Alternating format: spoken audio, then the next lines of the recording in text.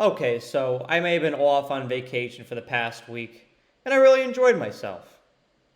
But you best believe that even during that vacation, I was still monitoring college football news. And there was one story I saw in particular last week about seven ACC teams being frustrated with the current conditions in the conference and actively seeking ways to exit it and join another conference. And I saw this report and I said, there's something to this. I think there might be some substance to this, but I want to be patient and wait and see if this story grows legs and people will still be discussing it the following week.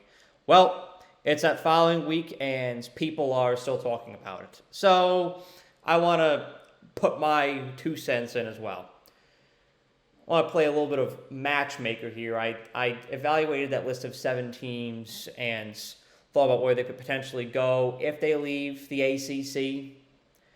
And the match that jumped right off the screen at me was Florida State and Clemson joining the SEC. I mean, this is an absolute no-brainer. In fact, I've actually had conversations with people where they've asked me, "Hey, isn't Clemson the SEC? Isn't Florida State's an SEC team, right?" And I have to say, no, they're part of the ACC. So there's fans out there that perceive Clemson and Florida State to be SEC teams, even though they're not, which is why it makes sense for them to be part of the conference.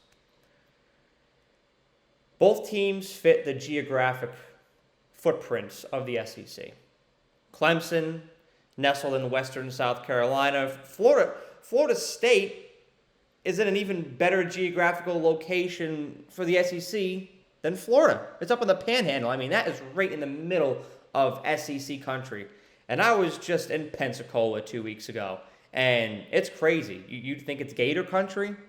No. The two most popular teams, Alabama and Florida State. Think about that, too. Rivalries. It would be effortless for those rivalries to form. Not only do those teams fit in the SEC from a geographic standpoint, where they're located, they're both in that SEC region, rivalries will easily form. Florida State and Alabama, for whatever reason, those teams don't like each other. I mean, I go to Alabama. People here despise Florida State. I don't know why, but they do. Think about Clemson and Auburn. That could build into something. Clemson and Georgia. That game, that was a defensive slugfest 2 years ago. That series could become something. There's a lot of potential for rivalries to develop. And as I've discussed before, rivalries are the backbone of college football. That move, Florida State and Clemson to the SEC, supports that. The SEC has also been a conference of dominance over these past several decades. Both of these teams can uphold that standard because both of these teams have seen stretches of dominance in the past decade. Of course, you saw Florida State with Jameis Winston, that undefeated season, and the one season that was almost undefeated until the Oregon Ducks squandered those dreams. And Clemson, a stretch of about 5 years from 2015 to 2020, they were dominant. And I believe Clemson will continue to uphold their standard. And Florida State is ascending right now. So again, this is a perfect match. Two prolific brands and a conference of other prolific brands. Alabama, Georgia, Auburn, LSU. The teams that have dominated in the past. Florida State and Clemson, jump in, the water's warm. I mean, you have Texas and Oklahoma joining this conference next year. These two teams make better sense from a fit standpoint, but yet they haven't joined yet.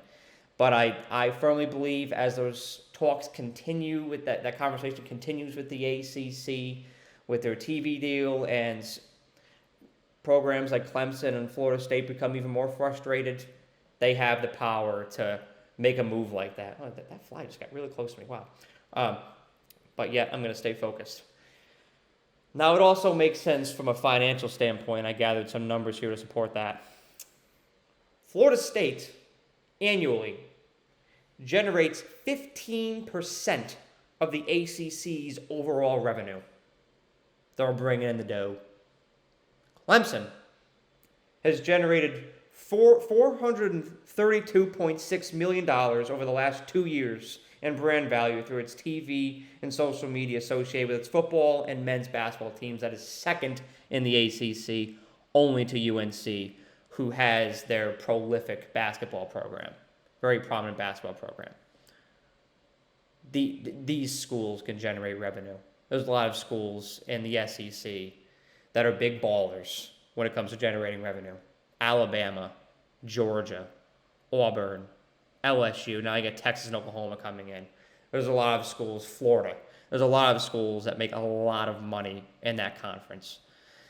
Clemson and Florida State will be able to contribute to that revenue generation as well, and they'll uphold that competitive standard within the conference.